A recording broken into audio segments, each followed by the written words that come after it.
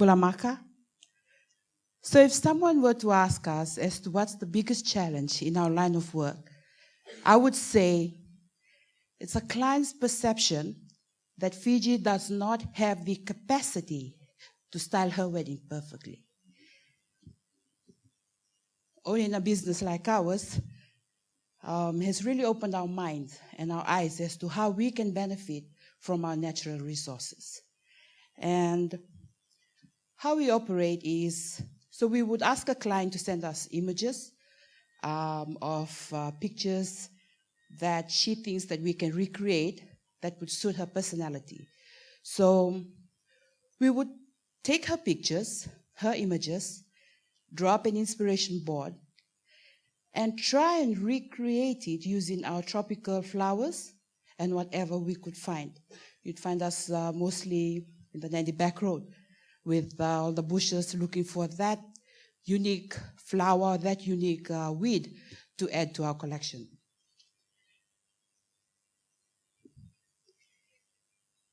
Did you ever know that you could totally transform a simple bouquet just by adding a little green runner here, a little green runner there, adding a touch of your Fijian flair? You know the Nandi Back Road, how you find those weeds that look like mongoose tails? We had a request one time where we had to recreate a wedding altar, and our finished product was something that was totally unique, totally wild, totally unstructured, but completely Fijian. Who would have thought that pineapples look so good as centerpieces, eh? I'll never forget one of the biggest setups that we did, and it was for 300 people. And the bride sent us a request and said, okay, you style my wedding using Fijian, Indian, and Western influences. And I remember at that particular time, I looked at Sai, who was my assistant. We scratched our head and we said, Are, you either do Fijian or Western, or you do Indian or Western, or you do just Western, right? So how do we combine all three influences without making it look like a circus? Well, I'm happy to say that we managed to pull it off. The client was happy at the end of the day. But this is why, one of the reasons why we love what we do so much, because our work never gets boring. But it wasn't always like this. Junior used to work for banquets in the hotel industry. I used to work for weddings. And Junior's role in the hotel, in the banquets department, was they would set up tables and chairs, provide staffing and catering. And the client could have their wedding or their event anywhere under the stars. So you could have it in the gardens, you could have it on the beach. And my role was as a wedding sales admin and offering support to the wedding team. So I resigned in 2013 after 7 years. And while we wanted to start out and be successful, there's one value that we always wanted to uphold, and that was our family. So we were always careful that when we were starting out, never to let money be the driving force behind our success. And so we made a conscious decision never to do marketing, but the bookings were coming in because of recommendations. What we were able to do is people would start talking about us. So we would get recommendations from our previous clients, and then when the bookings came in, we could manage them. Focus on whatever existing bookings we had, but then try and put in a little bit more extra effort to make sure that we were exceeding the expectations. Our philosophy on life is, if we make enough money to have a roof over our heads, food on the table, feed our 7 children, then we were happy. At the end of the day, what's important to us is that we have time for our family, we have time for each other in our marriage. As an indigenous Fijian woman, I am all too aware of the pressures and the expectations that our society tend to put on our young people. So growing up, all I can remember is my grandfather telling me, you have to become a doctor. Everybody in my family knew that I had to become a doctor except for me. And I was the only one in the family who would faint at the sight of a small cat. So I went to school. My parents put me in the science class, and I would fail almost every science test. And when I think about it, like my poor teachers, who gets 12 out of 100 7 times in a row? Who does that, right? So I'm all too aware that, our society tends to tell our young people, you have to get a degree, you have to get a white-collar job in order for you to succeed.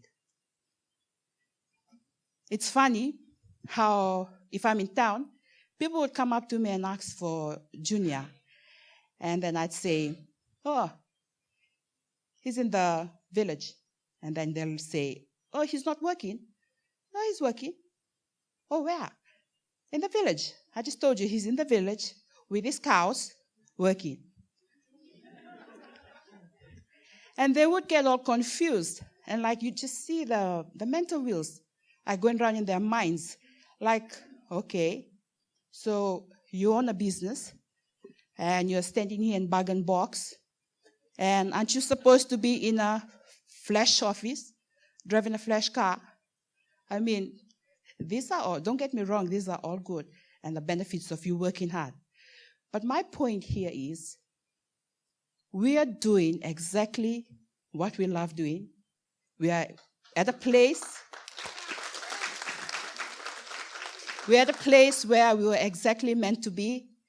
And this is the lifestyle that we have chosen for ourselves. And I hate to think that Junior loves spending more time with his cows than with me at home. But then I understand that this is the role that he plays and contributes to our family and our business. And then I know my role, that as long as I manage our household, our 7 children, our many animals, and my job is done.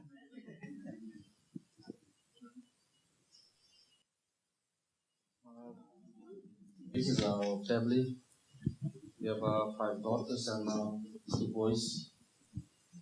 On the 30th of this month, we'll be celebrating 21 years together.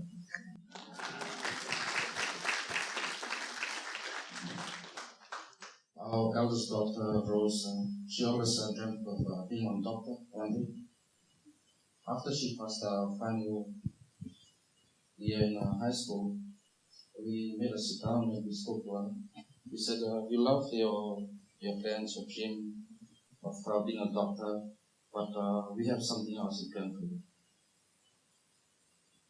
You have a great eye for details and you already showing potential in the photos that you take. So why don't you just do this instead? Her reply hit a chord in my soul and I'll never forget it. And she said, I don't know how I'm going to pull this off. I'm so afraid of failure. But if there's one thing that I know and I've learned from you and Dad, it's that I must trust that if it works for you, it can work for me. And so we invested in her equipment, encouraged her to start, and I'm very proud to say that she has never looked back. This year she turns 19.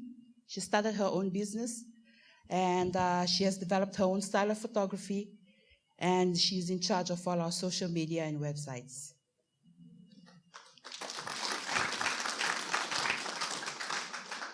Our second daughter, Betty, is 17. I remember one day she came home last year. She made a big announcement to the family. So she threw her bag to one side, her shoes to the other side, and said, Mom, I'm going to burn all my books, and I'm going to burn my school bag. And this is the stuff every parent's nightmare is made of, right? So then we asked her, what's wrong? And she said, I'm fed up. I'm fed up of always failing. I'm fed up of being behind in my class. I can't understand anything that the teacher says. So we supported her decision to stay home. And this is why. Betty is very creative. And we knew from the start that she was different from her older sister. And without us knowing, she had created her own page on Instagram. and was posting up pictures of all the bouquets and the corsages and the meals that she was cooking. She was into art, gardening, and cooking. And when we looked at it, we were blown away. We said, wow, like, okay, this is something that you love doing. We are behind you 100%. Go for it. Do what makes you happy. And I like to think that she draws her inspiration from me. But Junior says that I'm delusional. The problem is our kids back him up and they say I don't have a creative bone in my body. Now I'm regretting pushing my children to think outside the box because now they have an opinion about everything.